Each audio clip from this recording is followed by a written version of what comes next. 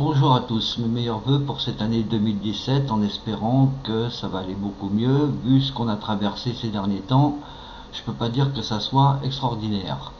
Pour ainsi dire, même c'est le bordel. Alors je voudrais aborder un petit quelque chose sur le sujet du vote. Le vote, ça a été inscrit dans la Constitution et le principe de base, ce sont les inscrits qui sont comptés. C'est-à-dire il y a ceux qui sont pour, ceux qui sont contre, et ça s'arrête là. Les abstentions, c'est pas compté, enfin c'est comptabilisé, mais ce n'est pas vraiment très vu, et très en vue non plus. Alors j'ai vu pas mal de vidéos concernant l'abstention, c'est quelque chose d'assez effarant. Je vous donne un exemple, à l'Assemblée nationale, vous avez 10 députés, vous en avez 5 qui vont voter pour, 3 qui vont voter contre, et 2 qui vont faire l'abstention. Et la loi elle est passée. Il suffit même d'une voix majoritaire pour que celle-ci soit passée. C'est comme ça, c'est pas autrement. Il n'y a pas d'autres trucs en disant bah oui mais il y a eu des abstentions, ça ne compte pas. Voilà, c'est des votes exprimés. Alors ceux qui s'abstiennent, c'est très bien, je vous en remercie. Comme ça, vous faciliterez le passage de Monsieur Fillon ou de Madame Le Pen, ou voir d'autres choses, et comme ça, vous serez content et satisfait du résultat, puisque vous n'avez pas participé, vous avez laissé faire. Alors bravo, je vous remercie, et au bout d'un moment, vous aurez la politique que vous avez eue. Alors concernant les moutons, je vous signale que nous sommes tous des moutons. C'est pas la peine de dire que les uns qui votent ce sont des moutons et que les autres qui votent pas ce sont aussi des moutons. Nous sommes tous des moutons puisque nous naviguons tous sur le même bateau. S'il y a un trou dans la cale, et le bateau prend l'eau et puis voilà, c'est comme ça que ça se présente.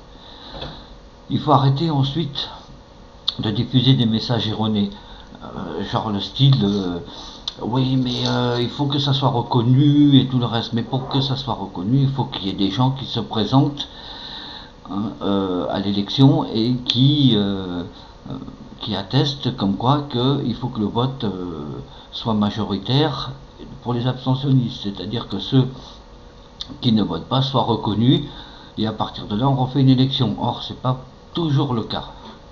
C'est pour ainsi dire il y a un petit peu de l'embrouille à mini là. Alors là-dessus, il faut maintenant que vous arrêtiez un petit peu votre propagande. Alors je ne sais pas si vous œuvrez pour des partis politiques ou si vous œuvrez dans un esprit de bonne coordination, mais j'ai l'impression que c'est pas ça du tout. Je vous ai expliqué le principe de la République, c'est comme ça. Maintenant vous voulez que ça change, et vous faites en sorte que ça change, mais ne restez pas passif. C'est un peu comme une personne qui va passer devant une agression d'une autre personne, et puis qui va dire moi je m'en mêle pas, je suis contre, mais bon je n'interviens pas parce que ça va me poser des problèmes, je vais avoir des répercussions, je vais avoir des représailles, enfin bref.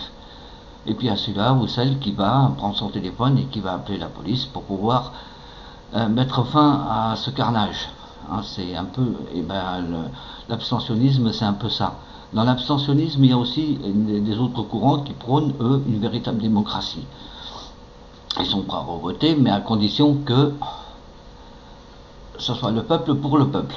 Bon, cela ça va, mais il va falloir vous boucher un petit peu l'artichaut, parce que si les choses ne vont pas, vous en prendrez à vous aussi, parce que vous avez encore une fois laissé faire les choses.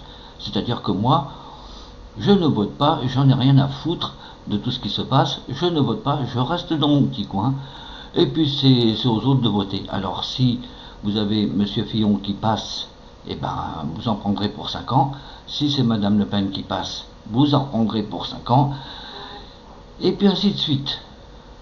Moi je vous propose quelque chose de simple et de cohérent. Ça fait plus de 40 ans que nous subissons la foudre des pouvoirs politiques, tous bords confondus. Alors les uns ont trempé avec les autres ont magouillé avec les autres, bref, c'est un peu le système, la mort moelle-nœud. Donc nous sommes bien dans un système assez serré et viscéral en plus. Alors pour commencer, nous avons les partis de droite, je vais les nommer. Hein, c'est d'abord l'UDI, le MoDem, les Républicains, l'UMP, nous avons les diverses droites, nous avons aussi le Front National et nous avons le Parti Socialiste. Voilà, donc tous ces gens-là, c'est les mouvements de droite. Alors le Parti Socialiste, je suis désolé, mais il est devenu de droite. On dit sociaux-libéraux, mais les sociaux-libéraux, c'est pour ne pas dire qu'ils sont de droite. Hein. C'est le même principe.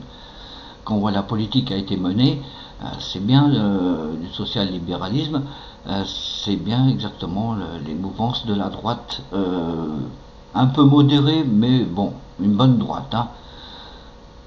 Là, il y a un gros problème. Donc si on élimine l'UMP, les Républicains, l'UDI, le MoDem, les diverses droites, le Front National et le PS, il ne restera plus grand-chose. Mais si vous le faites, je dis bien si vous le faites à la présidentielle, il faudra le faire aux législatives. Ne me racontez pas que votre député il a fait beaucoup de choses dans votre région, etc. Non, ils ont fait partie du gouvernement, tous bords confondus, et là, il faut les virer aussi.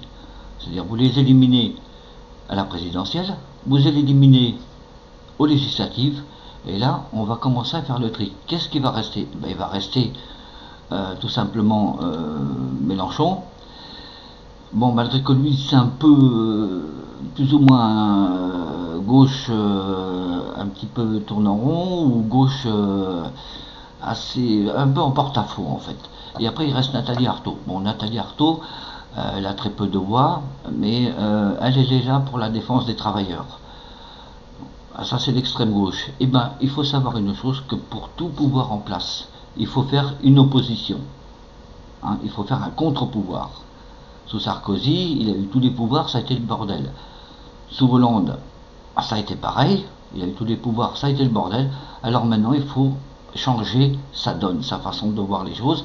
Il faut, en un mot, les éliminer, tous ces autres candidats. C'est-à-dire tous ceux qui naviguent sur des millions d'euros pour faire des campagnes électorales. Et puis, même pas 10 euros ou 20 euros ou 50 euros à attribuer à des familles qui vivent dans la précarité et la misère, ou même pas des logements. On vous dit, oh non, quand on a construit des logements, non, tout ça c'est de la merde.